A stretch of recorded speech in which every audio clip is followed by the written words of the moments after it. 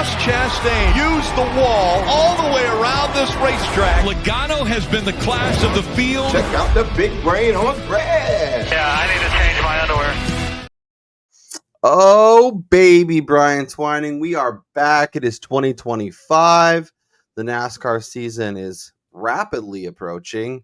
The holidays are over, which is great to have. And we're here to talk a little futures, a little season-long win totals. Caesars has a bunch up for all kinds of drivers, so we can use this as a good jumping off point to talk about some of our favorite targets. Some of the numbers that probably moved a little too much or just make us want to throw up a little bit, and all that good stuff. But how is 2025 treating you thus far? It's going great, just looking a little bit before the NASCAR season approaches here. I got to celebrate a fourth consecutive win by my Michigan Wolverines over your Ohio State Buckeyes.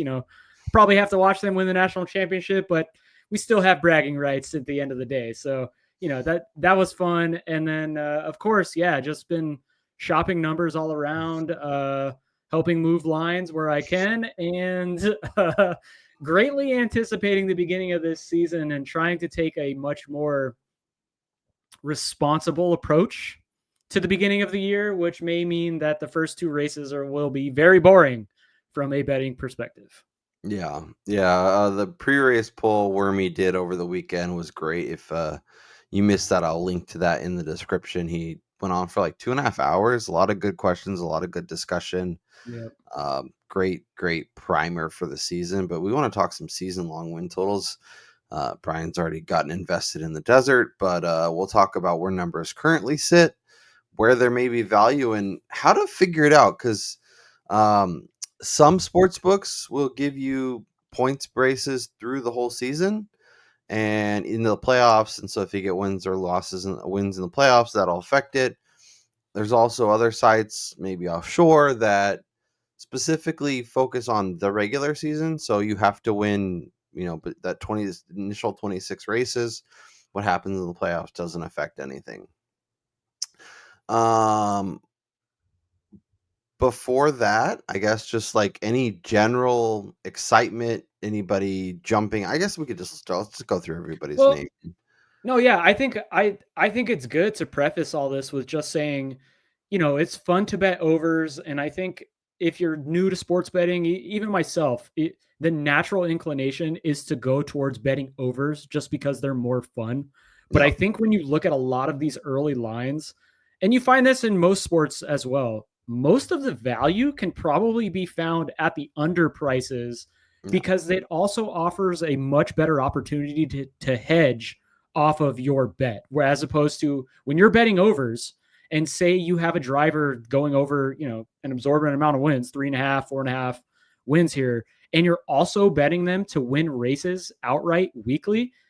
If they're not approaching that future number, that means you're also losing those weekly outright bets. So you wind up actually in the red on that future at the end of the day when you're doing that. So looking at these unders, I'm just going to start off by saying, these are much more intriguing at the moment than most of these overs. Yeah, I did that last year with Chris Buescher, and then obviously when his car unloaded well and it looked like he might have a chance, I can bet him at a big number and kind of hedge my value.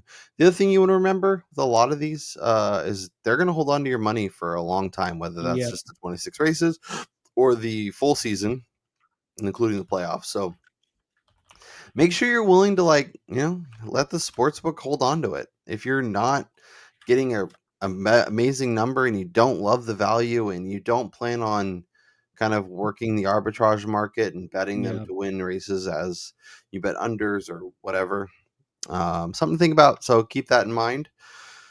But I will bring up Caesars because they have a good array of odds, and I think a lot of people have access to them, or at least have access to similar values. We can run through it, talk some of our thoughts, all that good stuff. So we'll start with Bubba Wallace.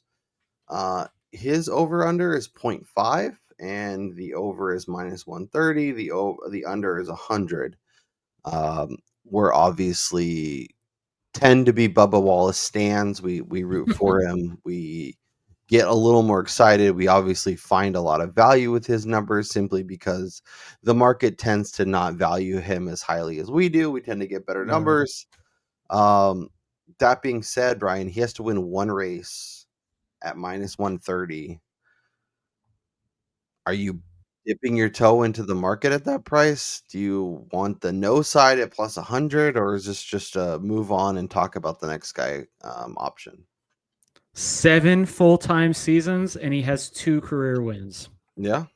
I love me Bubba Wallace. Like, he's one of, if not my favorite driver in the sport to cheer for, but I just can't fathom laying a -130 on him to win a race when he's only done this twice in his career, when you can get him at decent prices during 25, the 30, season to win races. 35.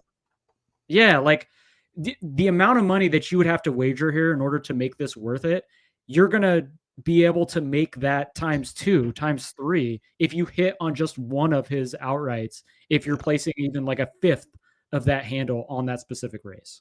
Yeah, I think what you have to do is if you want to get it, dip your toe in, you bet the under, and then you jump in at Vegas or Kansas or wherever you think Bubba can potentially win at 25, 30, 35, get a good number and call it a day. Yeah, yeah, Um, exactly. Like, and obviously he could win Talladega or Daytona. He's a good super speedway racer. He's but getting even there, better. you're getting 15 to 1, 16 to 1. Like, Yeah. yeah, I just don't see betting either of these, to be honest with you. I think you just stay away from it and you just take him on an outright. Yep. Let's talk Denny Hamlin. I think he's an interesting case. Obviously, his over under got set at 3.5. The under is getting hit -135. New crew chief. Potentially, Wormy talked a little bit about this about him getting kind of the KFB treatment in his last year at RCR, and Yeah. FedEx is no longer on board with Denny. Obviously, he'll still be really talented, still can be a guy who wins a shit ton of races, but with Briscoe coming in, with Ty Gibbs potentially moving up, with Chris Bell being the alpha on that team, with Denny potentially transferring to 2311 or just phasing out of the sport. It's a really interesting spot. Obviously people are kind of seeing a lot of that writing on the wall and jumping in on the under 3.5. Do you want to dip your toe in there? Is there value even at that number, or is this kind of a Denny's last hurrah? Maybe we bet him in a few races and not really worry about the over or under. Well, full disclosure, this is priced where it is, maybe a little bit to do with some some money from my own hands. But yeah, look, Denny's great. Last year, it looked like he was well on his way to competing for his first championship until he wasn't. And Right. so when you look at how he finished the year, they were just kind of all out of sorts, which I think definitely led to the change that was made with Chris Gabehart leaving as his crew chief, and Ty Gibbs, his former crew chief, jumping into the box here for the number 11 for the 2025 season. And something else that I think, I mean, obviously this is just speculation here, so don't take too much of this to heart. But when you look at the last few old guys in the sport coming into their last few seasons of racing, the wins have just not been there. I mean, Kevin Harvick, his last 2 years, like, what did he win? Like 2 races, maybe. Martin Truex Jr. this last year, it didn't matter what was happening, what type of car he had. He just couldn't find victory lane. Kyle Busch, I mean, since joining RCR, since actually the first like month and a half of his first season with RCR, it's been kind of all over the place. Right. And then Denny, like last year, this back half of the season, he just couldn't find the speed. At the end of the day, he was good. He just wasn't great. And so when you got a guy set at 3.5 wins, I'm definitely going to be leaning the under here, because you also have to account for if somebody's not in the playoffs, like say something happens drastic to this car during the year and they're at the bottom part of the playoff standings entering the playoffs and he's eliminated after the first round. Are you going to want to bet him outright for the remainder of the season? Probably not. So then you're eliminating a huge chunk of the schedule there, and he would have to accumulate 4 wins over the first 24 races, 28 races here. So yeah, to me, this is an under all day. I don't want to get anywhere near that overprice. And you could take him at the super speedways at double digits to kind of Yeah. offset this if he gets close. Yeah, I mean, we saw with Truex, like he didn't even make the playoffs last year. We saw with Kyle Busch, like Harvick, like some of those guys, either they're squeaking into the playoffs. Like obviously, think Denny can make it, but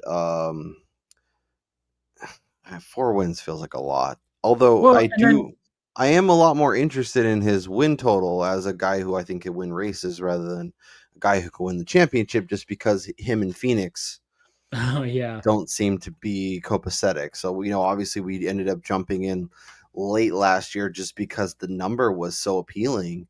But at this point, like, I don't know. I think Denny's just kind of a stay away and let's see what happens. And hopefully early we get some better numbers on drivers around him. And even if he has the season from hell and doesn't win races and isn't nearly as competitive as usual, at least for the first few months, he's being priced aggressively, and we're getting better numbers on Larson and Byron and Bell yeah. and whoever. Well, and then I think too, there's something to be said about the amount of drivers that actually win 4 races in a Yeah, season since the Gen 7 car was unveiled for the 2022 year. There's only been a total of 6 guys, 2 per season, to win 4 or more races during the year. yeah, And if you're going to ask me right now, do I think in that scenario that Denny Hamlin would be one of 2 guys to win 4 races? That is a resounding no. When you have Kyle Larson, Christopher Bell, William Byron, like just right. to If name a I few. asked you, I said 3 drivers are going to win 4 or more races this season. Oh, Denny Larson and Bell top the list for sure. Would Denny be in the top 5 for you? I think it's Larson, Bell, maybe Ryan Blaney, maybe William Byron, then probably Denny Hamlin. He's Yeah, probably like in I the top. think I think he's skating around that 5th spot Yeah, because again, like as as effed up as it was that William Byron completely hit the shitter after our buddy Wormy deemed him the next Jimmy Johnson. That team is too good to assume that they're not going to be around that 3 to 4 win mark. I think just every single season going forward. But when you look at Denny, like the last time he eclipsed more than 3, it was 5 seasons ago now when he won 7. And that was, I believe that was like the COVID year where it was just him and Harvick winning every single friggin' race. And so, I just don't see him being at that top end anymore of winning races, especially with his mindset at super speedways now, where that used to be where everyone kind of assumed he was going to be competing for victories.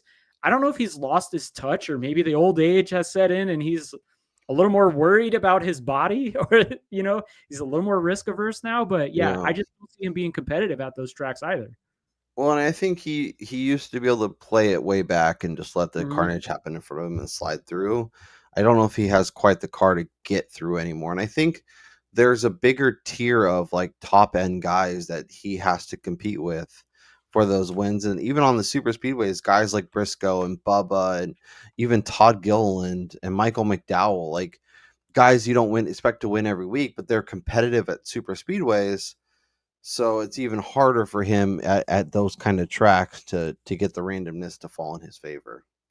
Yeah. And last thing on Denny Hamlin too, when you look at JGR as a whole, the old guys are out and it's a young guy's world now. I Yep. mean, when you look at Chase Briscoe taking over the 19 car for Martin Truex Jr., Ty Gibbs, coming into that team the last couple of years, and then Christopher Bell. Christopher Bell is now the thoroughbred of the JGR garage, followed by the owner's grandson, Ty Yeah. Gibbs. Chase Briscoe's right there, and then Denny is kind of the odd man out as the veteran leader of the crew, and so Yeah. it does kind of make you wonder, like, how committed is JGR to Denny, and vice versa, with Denny Yeah. having 2311. Yeah. Yeah. Yeah. It ends up balancing out. Obviously, Bell and Gibbs both look like they're 12. And then Briscoe, despite being younger, thanks to his hairline, looks like he's about 15 years older. Um, so it's kind of a interesting group there for sure. Brian and I both want to go under, but won't actually bet it at this number just because like I think it's more of a, like I want it in, like if I'm doing like a pick'em league or something, I would want to fade him. But I'm not getting invested at minus 135 for a season long bet because he can have a total FU season and win 6 races and make us eat our words. But I definitely lead under for sure. Let's talk Rouse Chastain. I loved Trackhouse. Big fan of the Watermelon Man. We got a lot of enjoyment out of his season 2 years ago. Obviously, the Hail Melon. Moving on, getting a legit chance. Obviously, wins Phoenix that year in the championship, even though not being in the playoffs or not being at least at that point. Last year was kind of a season from hell. It looked like they might be okay early. Suarez wins Atlanta, and then just kind of mediocrity. What are you doing with Trackhouse and Chastain specifically? Because over 1.5 for a driver that I like at a lot of different places and can pop, and you're getting decent payout, but the market's telling you under is the play. What are we doing with the Watermelon Man? So interestingly enough, although I obviously, like I said, I want to lean the unders. I would lean the over here with Ross because when you look at last year's season, it was a season from hell for the one team and Trackhouse as a whole between him and Daniel Suarez.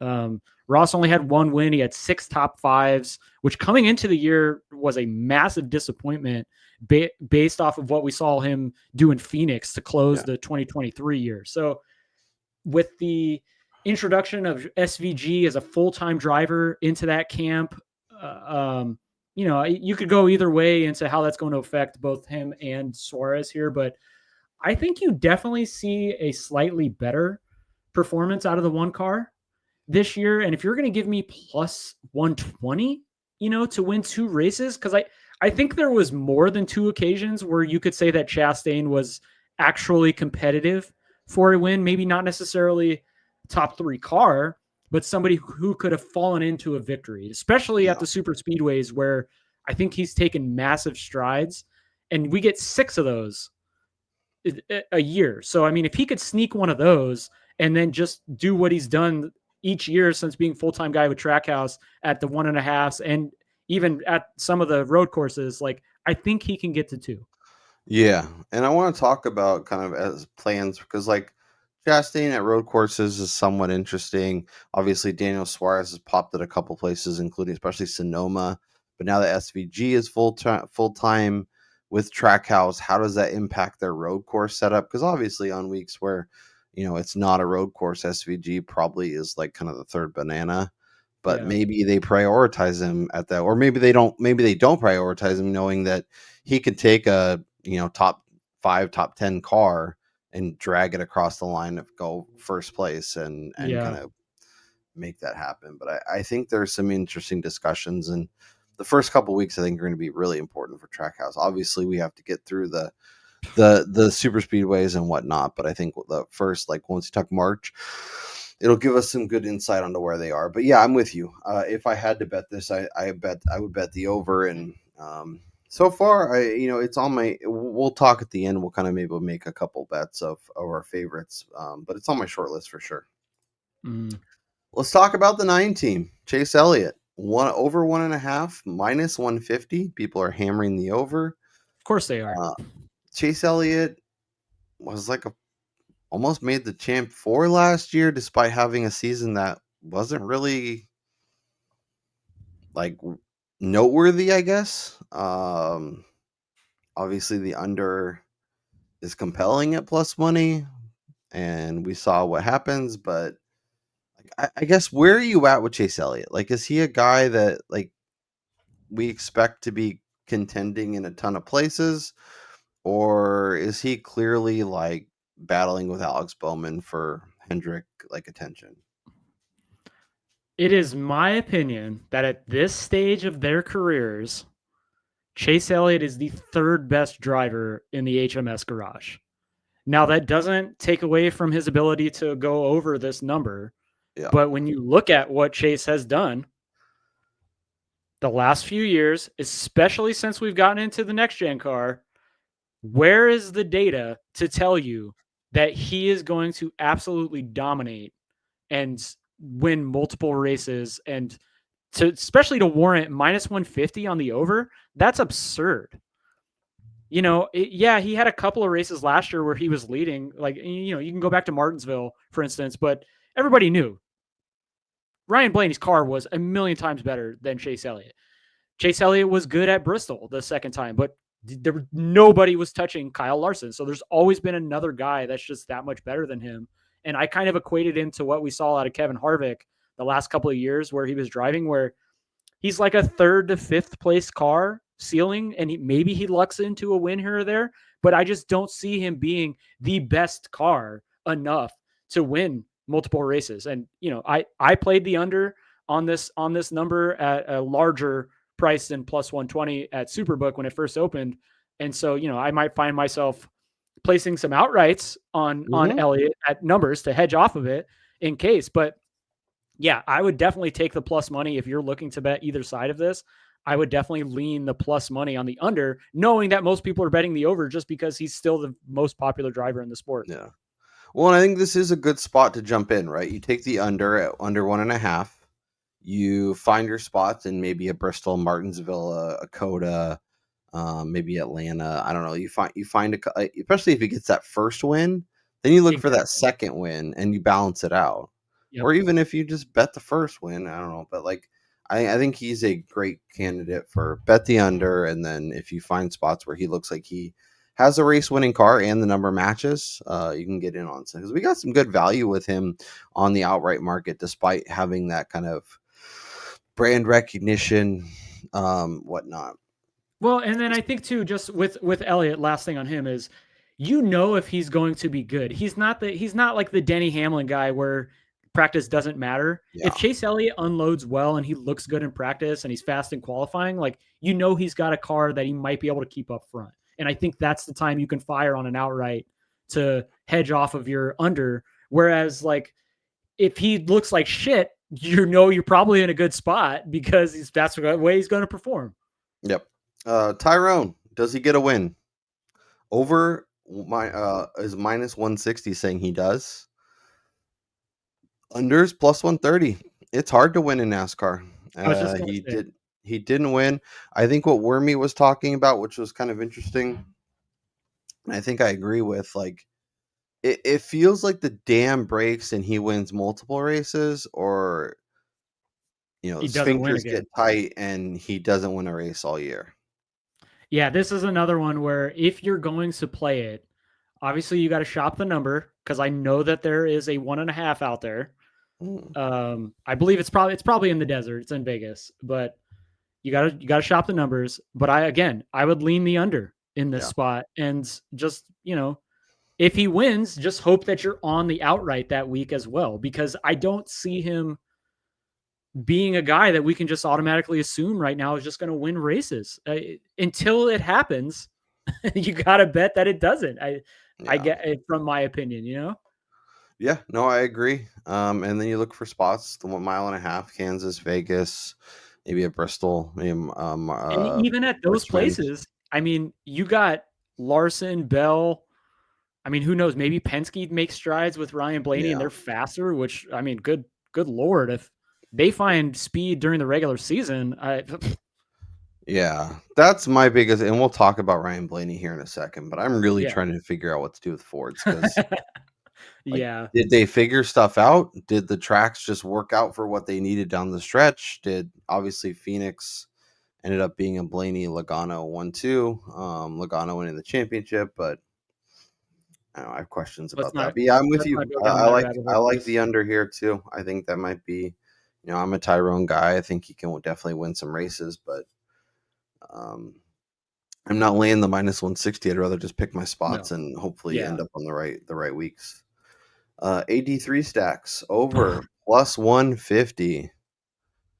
So you're just you're betting that he wins super speedway, which you're gonna get a much better number, or ends up having like a rocket ship. And even at that point, like, what's his, like, 5 or 6 to 1 if he has an absolute rocket ship and everyone else looks like shit? Austin Dillon is never going off under double digits. Yeah. I will say that right now. I would bet my entire bankroll. Well, maybe not for the season What was his? I'm trying to remember what his outright was at at Richmond. Richmond. Yeah, It was like 20. even after he came out and looked awesome, because no one actually believed that he was going to be that good. And then Exactly. That's my his point. in race number was really low, but He's 40-1 to win the Daytona 500 right now. Yeah. Like pass. absolute pass. I honestly look. There's still value on the under. Yeah. We're talking about a guy who, okay, yes, last year he has a win, right? He had 5 top 10s in the entire season. I'm guessing you can't parlay these. So I was say it might be good to be if you could parlay them just to find a couple you like, put them together, and call it a day. But even better for Austin Dillon. In 3 of the last 4 years, he's got 2 wins total, 3 total, grand total of 3 top 5 finishes, with 2 of those being wins. You're going to bet the over on that 1 in 36 chance? Like, I'm not at plus 150. No, I'm not. I would still smash that minus 180, honestly. Yeah. And I think there's a slightly better price somewhere else. Like, I think. Yeah, you can definitely shop it. I don't. Not all the books have all these up. Not all the books have the same numbers. Yeah. As I mentioned, make sure that you're betting 36 races, not 26 races. Or if you are betting the 26, to know what you're betting and be ready for that. But yeah, Austin Dillon is. I would still hit the under there. I don't. Yeah. Let's talk YRB. I got the sweatshirt on. This is a tough one. Minus 180 feels aggressive for 3 wins. I love Ryan Blaney. I think he can win a lot of places. But even last year, like, he kind of struggled and then got hot at the right time and found his way into the playoffs. But there was a reason he was 40, 50, 60-1 to win the championship.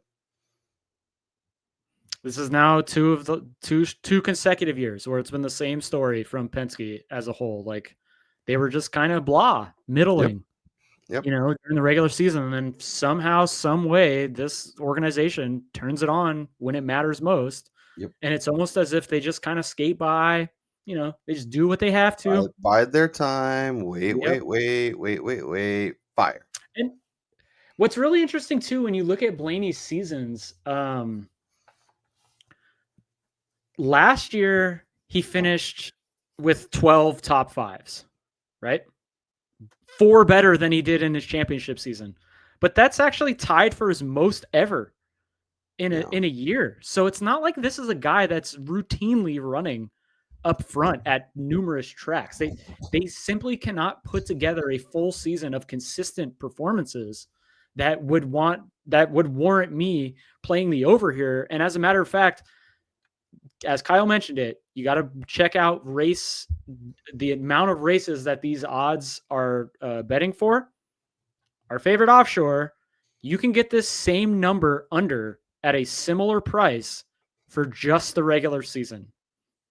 And that still remains one of my favorite plays that I haven't fired on yet, that I am contemplating very heavily, because if you were to tell me that Ryan Blaney wins 2 regular season races and then say wins 2 more during the playoffs again, I would not be shocked. Nor would I be shocked if he wins 1 or 0 races during the regular season. Yeah. And at plus money too, like, at that point, again, you can just hedge off of that with race wins. And then you also have to look at, again, we have Miami as the 6th race of the year, 5th race of the year, 6th race of the year. So that removes all of the shenanigans that happen in the playoffs, where a lot of cars are technically eliminated from even participating for the race win there. You're going to have a lot more guys that are capable of winning in the spring, which removes one of Ryan Blaney's better tracks. Yeah. Like, obviously he could still win. Oh, yeah, he could still win. But I definitely think it puts guys like even Denny, for instance, who has performed well there in the past, a little bit more in the purview of potential winners. Kyle Larson. I mean, it doesn't matter now that nobody's in the playoffs at this point, so. Yeah, it's just like, I know it's hard because like I'm looking at the schedule and I'm like, okay, well, could he win at Darlington? Yeah, he could win at Darlington. He could win at Martinsville. He could win at Homestead. He could potentially win at Vegas. It's Can always a they weird. though? Yeah, it's always a weird track for Penske Penske. sucks in the spring. I think At Vegas. Penske sucks there, but I think he could be decent. Yeah, but he's decent. That's the problem. Yeah, that's true. I think he can win Indy. I think he can win Iowa. Yeah. So like he has like 5 really good chances to win. And I think he can win 3 of those. I mean, he's had 3 wins in 3 of the last 4 years, but Yeah. the majority of those has come during the playoffs. Yep. And I'm looking at the playoffs. We got New Hampshire, we got Kansas, got Charlotte, Vegas, Talladega, Martinsville, and then Phoenix. So I think the reorg of the schedule definitely helps his where he's best is regular season. Yep. Where I think like moving Miami out, having that Martinsville race, I think helps. But yeah, it's certainly compelling. And as you mentioned, That's some heavy juice there to be getting the under. Plus 150? yeah. That's a lot. Yeah, you can do some shopping and find some good numbers. Like you mentioned, our favorite offshore has the under at plus 125, which sounds worse, but when you consider that it's 10 fewer races, it's definitely a better way to jump in. And also, I think so 4 years ago, he finished with 3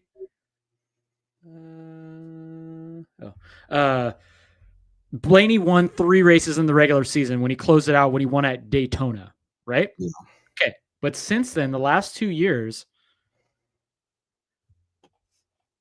I'm looking this up just to confirm here. 3 of Ryan Blaney's 6 total wins have come in the playoffs. So, I mean, you're looking at two years where he's won 2 or fewer wins during the regular season. So, especially if you're looking at this number, that regular season price, getting plus money on that is really compelling. Yeah. All right, let's run through some of these a little quicker because otherwise we'll be here until Wednesday, and that doesn't work for anybody. Let's talk SVG. Over 1.5 minus 160. No. I think it's a great bet. He's gonna be. I know it's short. I know he's probably not going to be as competitive at as many tracks as other drivers. But when he's going off at 3-1 at every road course, and then we have Chicago Street, we have Mexico. We have what's the one the shorter track that he did really well at last year? Wasn't it Iowa? Was it Iowa? I don't remember. Yeah, I My don't brain remember. isn't firing right now, but I feel like he can be competitive enough where that price is really, really compelling.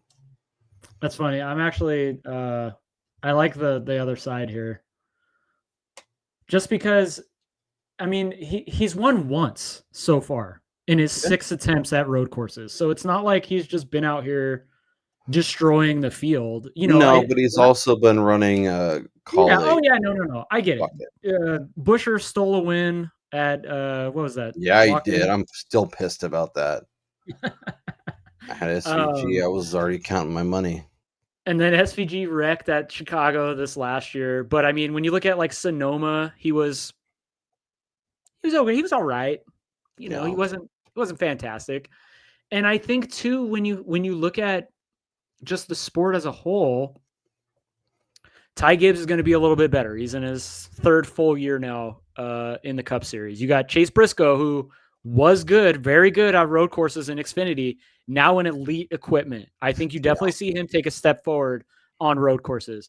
Tyler Reddick now in his 3rd full year with 2311. And then, if Chase Elliott is back, the juice is on the over on his thing, you have to assume that means that his road course prowess is going to show its head again. And so I just have a hard time betting such a short number on a guy to win multiple races when it's his first full-time season in the top notch, level of the sport.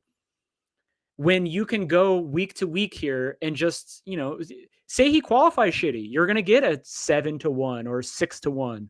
I'd rather play that than bet this over and you be sitting there with just the Roval remaining in the playoffs and he's sitting at 1 win.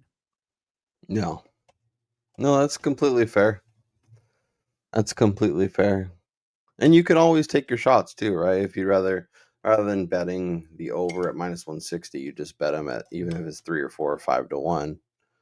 Just bet him because even when it open, you might get a 7 or an 8, and then you get much better price every race, and you just take your rather than putting, say 1,000, you just you put $100 on each road course race and call it a day. Yeah, exactly. Or however you want to do that, $10 instead of 100. All right, let's talk through his teammate Daniel Suarez. Over a half a win, +130. Interesting. You're not touching it? No, his week to week outright numbers are long enough for me to just split whatever amount I was going to wager on this. I would just rather split that up on races. Yep. Same with McDriver, even at the over at +130. Dude, I would much rather smash the under here. I don't understand the love affair. Look, Spire's great, and they're faster than front row, but he's not going to have front row starting position at super speedways anymore. I can guarantee you that. And it's also his first year with a new team. Yeah. Like, I know these first year guys with a new team always worry me because they're still figuring stuff out. And maybe they figured out late and then they're fine, but like, I don't know. Yeah, new pit crew, new everything for them. Like it, yeah. Cindric, same deal. I think he fits in the same Suarez conversation of his outright numbers are way too long to warrant. Especially where you're going to bet him. Road courses, super speedways. Yeah. Maybe he gets a random win, but like the only reason he got a win last year is because the 2 cars in front of him ran out of gas. Exactly. Chris Bell, over 3.5. We talked about, if we're betting drivers who could win 4 or 5 races, he was on our short list. Yep. But -135 feels aggressive. But again, going back to that initial conversation we had earlier, of the guys in the sport, there's a handful of them that I think can win 4 to 5 races, and that's let's talk about this group chunk because I think it's interesting. So Bell 3.5 is -135. Byron, another name we mentioned, -110, and then Tyler Reddick, your guy, +135. Wormy always lumps me in with your, and don't get me wrong, I love betting some Tyler Reddick, but like. There's a clear dividing line. Like I took Ty Gibbs to win before Tyler Reddick last year, and that was real stupid. But that's funny. But that's fun. Anyways. But yeah, so Bell 3.5, Byron 3.5, Reddick 3.5. Obviously, the juice is different, and I think the market is saying Bell has the best chance, Byron has the second best chance, Reddick has the third best chance, and people don't think Reddick's going to do it. Where Byron's kind of wishy washy, and then. Obviously, Bell, people think it's going to happen based on the juice. Yeah. What's your read on these 3 guys? Do you think Bell is the clear favorite to win 4 or more? Do you want to bet any of these either way? And if you don't think, if you're not betting any of them, if you had to pick one, who would it be?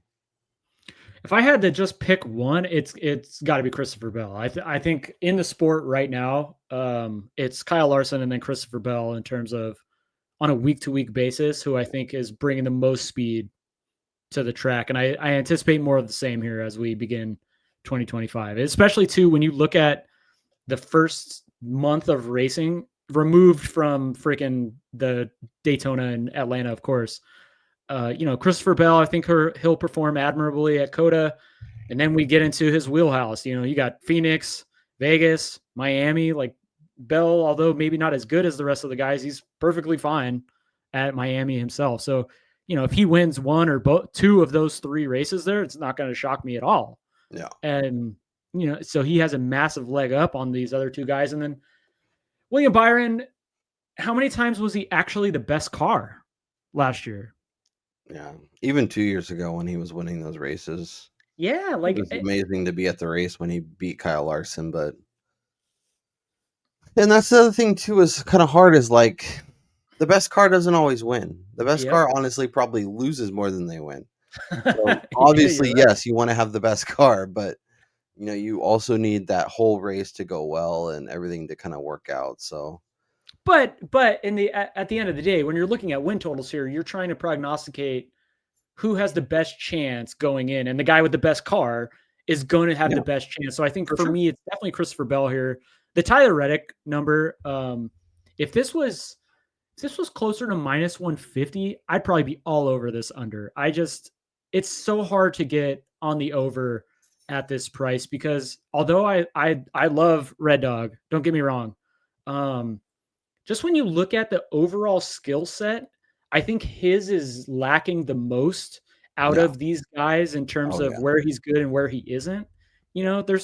There's some major separation at certain track types Yeah, from and we him to needed the him to win in Miami in order to make the Champ 4. And Yeah, and that was obviously his 3rd win of the year, by the way. we got what we wanted. It was amazing.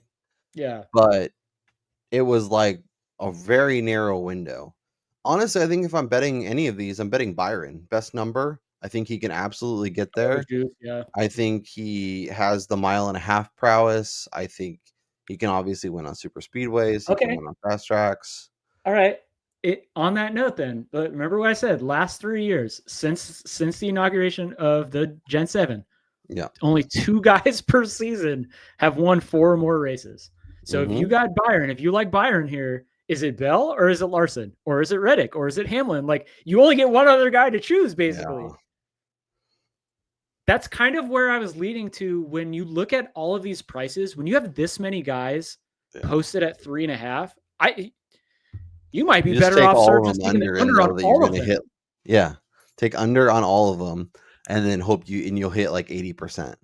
Yeah, like I mean, you're gonna get at least 2 because you're not. All these guys are not going to be winning Yeah. 4+ races. That's just There's not going not to enough happen. races. No, I'm with you. Yeah, All right, let's run through some of these jabronis. Alex Bowman, over a half a win, -200. Like again, even the odds are too long yeah. for that. Yeah, Carson Hocevar, +180. he's in the same conversation as Michael McDowell was, Yeah, where he's I'd just more much like rather play 100 the to 1 under. each week. Yeah. My favorite bet from last year was the under on Chris Buescher. Now we get the same number, but the juice is on the other side. Do we flip flop to the over now? RFK is one that I want to like. I kind of want to bet on taking a step forward. They Yeah, also tend to do well at the tracks where Hendrick and to a lesser extent JGR kind of take their foot off the gas, which gives them, I think, a better chance to win week to week. That +140 is compelling. I know it's 2 wins, so I agree, but I mean, like, it's just so hard because you don't get a ton of guys that win multiple races in a season. Last year there was only 7. yeah, And nobody had 2. It was either you won 1 or you won 3 or more, yeah, you know? yeah. No, you're So you're you're definitely right.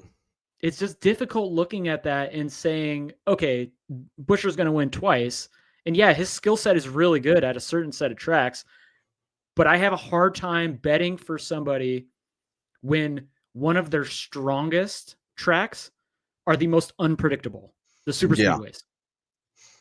that or like Michigan, like a fast. Yeah, like because there's no separation there. Like if a super speedway ran like a mile and a half where if you were just that much better than everybody, you can create separation. Sure, hell yeah, Chris Buescher falls in that category for me as a super speedway racer. But Yeah, when you same damn garage, Brad Keselowski's just as good as him.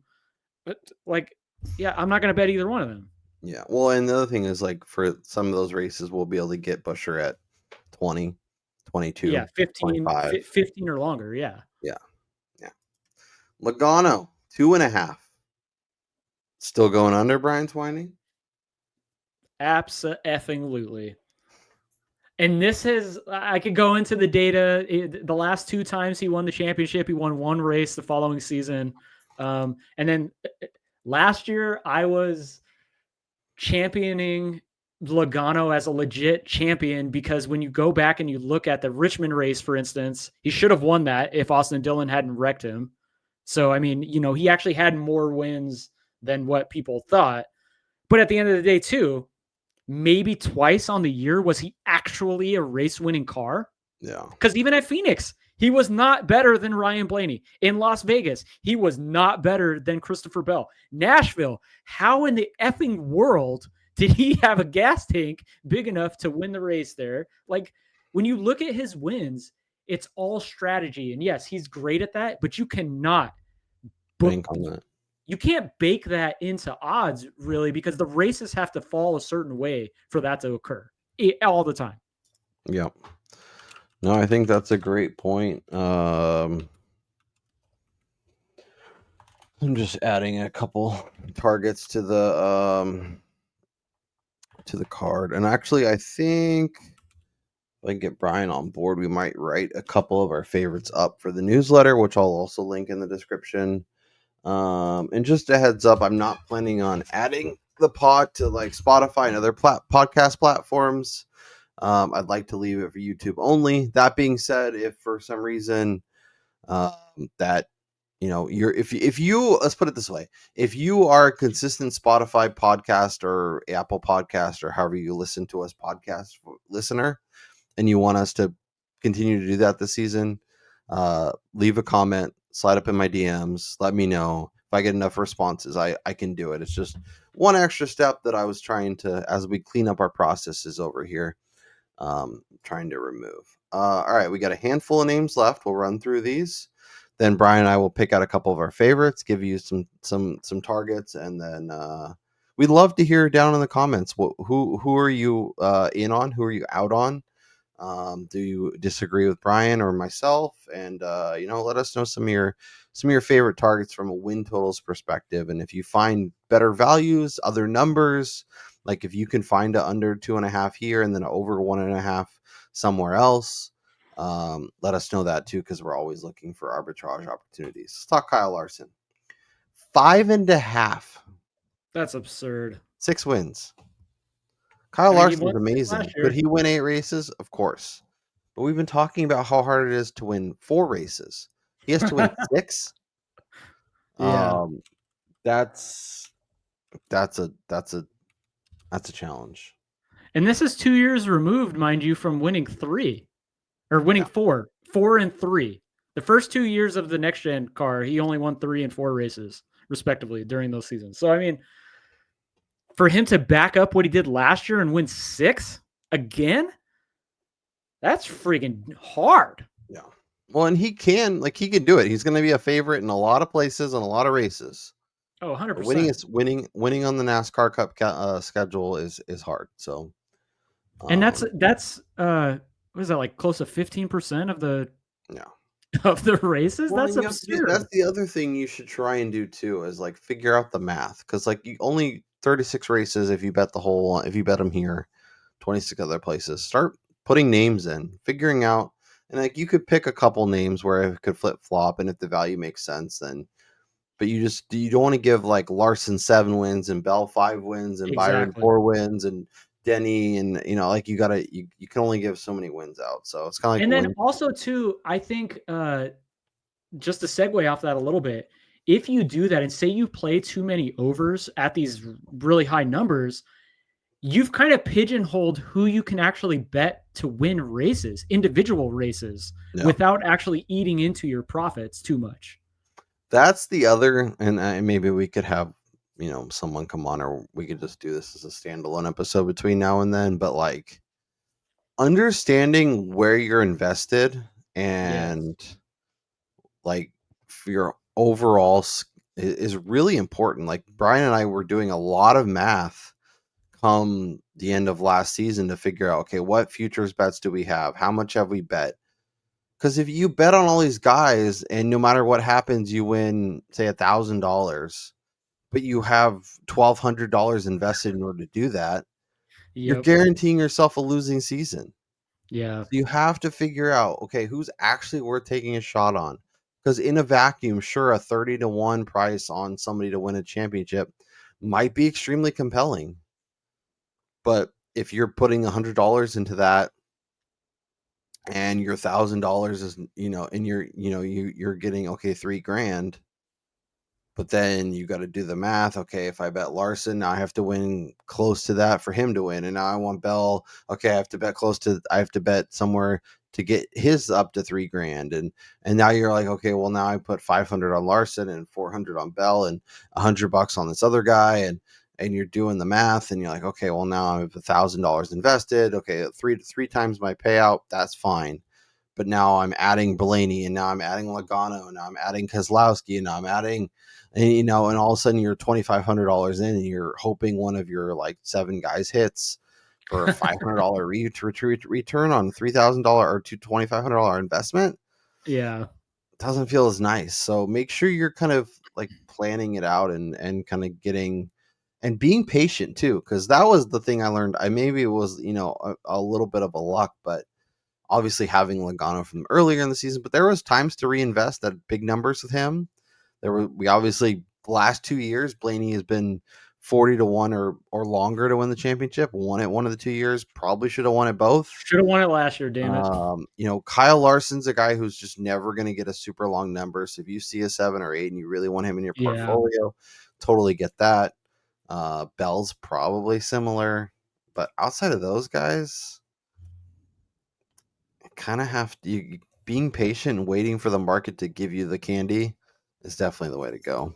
Oh, 100%. And I think that's why, like, on this Larson price, the only side I think you can actually play is the under. I don't think you can sit here and be praying for 6 wins. I just don't see that being reasonable. Yep. All right, let's hit the last few. We'll give our favorite targets and then we'll get out of here. If there's content you guys would like to see between now and the off season, obviously the 500 will be here before we know it. We'll maybe do some Bush Clash stuff. See how aggressive we want to get. Brian's making faces. But yeah, I think What did I say at the beginning? Responsible. yes, that's the thing we're gonna do is not dig ourselves in a huge hole and have to climb out of it because we end up having a decent year at the end, but could have been real nice if we didn't get so aggressive so early. But if there's content you guys want to see between now and really March, let us know. Kyle Busch, 1.5. A guy that can barely finish on the lead lap and out inside the top 20 is going to be a 2-win driver all of a sudden. Like I know minus 150s of juice, but what? This to me is equivalent to the Chase Elliott number where they're basing this off of name value, not necessarily performance wise. Because if you gave me the choice of betting Kyle Busch over 1.5 or Chris Buescher over 1.5, I'm going to take Chris Buescher all day, every day. Just in terms of overall performance, the last 2 seasons and consistency at tracks where I think they can actually win. Yeah, it's going to be Buescher. Yep. Chase Briscoe.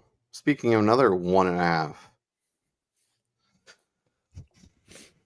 I'm a Chase Briscoe stan. I loved him at SHR. He switched to the 19. He's got a much better ride this season. His over is plus 120. We've seen him win single races. Can he double that win total and get me to the plus 120, Brian Twining? This one's really difficult for me this year because when I initially saw it, my old self immediately said, "Oh yeah, smashed you over." But then I had the little devil's advocate jump on my shoulder and start talking to me saying, "Well, he won 1 race last year. He's on a new team, way better equipment, but on a new team, so we don't know how long the transition process is going to take." And the biggest detriment to his cause, he has James Small as his crew chief calling the shots, who we all know did not help Martin Truex Jr. one bit. He sure at didn't. The end of races. So he sure didn't. Look, I think Chase Briscoe is going to be really good this season, and him winning 2 races is definitely on my bingo card. But I would much rather bet those when I know he's good and get Yep. 6 or 7 to 1 on a car that I know is fast. Yep. Yep. Pick your spots. Even if you get like 12 or 15 on some super speedway races, I think that'll be fun. I'm really curious to see what his market looks like. I really want to bet the over, but I'm with you. The staying away is probably the move. Dinger over half plus 120.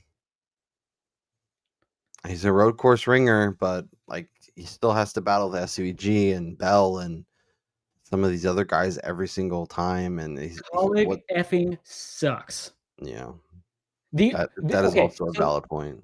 the only caveat to that I do have is it's going to be really interesting to see if his car actually takes a step up in performance without them also having to give a good piece of equipment to SVG at certain road courses. Because last year they were sharing the ride occasionally, and then Dinger was also given the inferior ride a couple of times while SVG got to ride the 16 at certain places. So, I think when you look at that, Dinger winning one of the 6 road courses, I think is definitely in play. Yeah. But with having SVG in the field, that automatically elongates everybody else's prices. So I think getting Dinger at 8 to 10 is much better value than betting his over at plus 120 for just winning one. Yes, sir. All right, last name on the board, Brad Keselowski, over 1.5 plus money, 110. I think this is the biggest conundrum you have going into the season. Are you going over or under on Brad K? I lean the under, just going back to the old man conversation. Yep. Especially too, because RFK's future is with the 17, not with the 6. Wow. It's very true. He's also in kind of the Hamlin bucket where he could be kind of phasing out into more of the leadership role and not necessarily Yeah, the exactly. driver role. All right, Brian Twining, we've been gone for almost an hour. We've ran through all the names on Caesars. If there's a name on another site you want us to give you some thoughts on, feel free to drop it in the comments. Brian and I can hop in there and give you some thoughts. We can also wrap back in a couple weeks if the markets are moving. That being said, do you have any that you're considering or adding to the card currently? And if not, is there one or two that are your favorites, even if you're not necessarily adding them? They just the number makes sense, the value makes sense, whatever the case may be. So I really like the under on the Larson side, but it's just hard to get to bet against the best driver in the sport when there's at least, I don't know. I think it's fair to say that over 75% of the races he's probably a car that can win. No. Depending on where he starts and stuff. So I can't really bet against him. The Joey Logano price still, the under 2.5. I'm gonna ride the wave with you on there. That's gonna be my first official play on the show, especially since I absolutely cooked 3.5 when it opened at Caesars. I apologize to the majority of people watching this. So of course that means he's going to win probably 5 races this year. But yeah, Logano priced at anything over 1.5, I think is a misprice just based on his overall car performance the last few years. So you smash the unders anywhere you can get it, and at even money, that's too good to pass. Yeah. Yeah, no, I like that. I'm on Logano under 2.5. I feel like we've done the flip flop thing the last couple of years. It's worked out well. I'm gonna ride that wave and see what happens. Especially getting even money to do it. I'm happy to ride on it. I added the Busher at plus 140. We talked a little bit about Keselowski kind of not being the primary focus there. I'm with you on that. I think Busher is really good. I think he's going to get a little more of the focus as Brad kind of phases out. And I'm getting plus 140 instead of plus 110 to go over the 1.5. So I will take Busher. And like we mentioned, maybe, betting at plus 140 is probably a smarter bet to just find your spots at Michigan at, kind of that middle chunk of the season where the other teams aren't quite as aggressive. But I think it's worth adding as someone who wants to bet on Buescher long term, but not necessarily to win the championship. And then my biggest one is Kyle Busch under 1.5. I don't think he's a winning racer at this point. Maybe he gets one, but as you mentioned, Brian, the last time we really saw him win was the California Speedway 2 years ago, which no longer exists. And there was a couple races last year where he unloaded fast, and he looked good, and he was, top 5 contender, but he's a 3 to 5 car in his best races and not in a top 20-ish car in his worst races. So I will eat the juice at minus 150 and lay the 5 units on that one. Yeah, again, there's a lot of these are very intriguing for me. But again, going back to what I was saying earlier about being responsible with these lines, a lot of the value has been cooked out of these because these numbers have been open, I want to say, for about a month, and so a lot of the juice has been moved The around market's and definitely telling you what they think and what their expectations are. So if you have a strong opinion the other way and you think some of the plus money bets are compelling and you want to let the book hold your money for a long time, that's probably the spot to get in. So as I mentioned, drop in the comments, let us know where you're interested in potentially targeting this season. Brian and I will be back. So if you haven't subscribed or turn on the bell notification, make sure you do that. So when our new content shows up, it shows up in your feed. If you have the bell notification on, you'll get a notification that the new episode has dropped.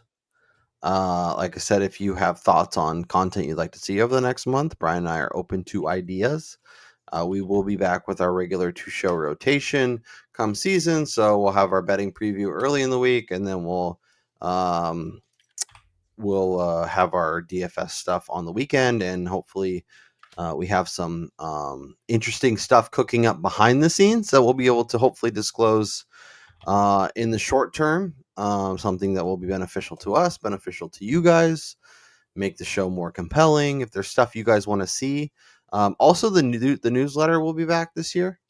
I'll link to that in the description. Brian and I put that out every race day where we talk about our favorite DFS plays, some of our favorite bets, put the full betting card. If there's information or stuff you'd like to see into that, definitely mention that too, because we're always looking to improve that, make that better experience for you guys, and get you guys some more information to hopefully help cash more bets and become smarter bettors and win money as the season goes along. So that's Brian Twining.